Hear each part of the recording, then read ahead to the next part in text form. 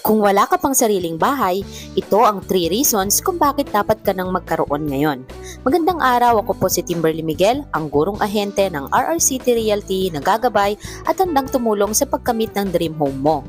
Number 1 reason, iwas price increase. Bawat taon ay nag-increase ang price ng house and lot.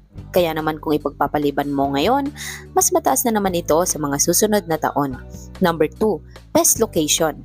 Habang tumatagal, palayo na ng palayo ang mga housing projects. Kaya naman hanggat may magagandang location at malapit sa work mo o accessible sa lahat ay i-push mo na ito. At number 3, investment. Kung pre-selling status ang maa-avail mo, para ka lang din nag-iipon sa bangko dahil hulugan ito. Pero ang kagandahan, tumataas ang value ng property mo. Pwede mo pang parentahan later on kung gusto mo. Kaya naman kung malapit sa Metro Manila na magaan ang monthly hulog, ay pwedeng-pwede ka sa Green Place ni Apex Homes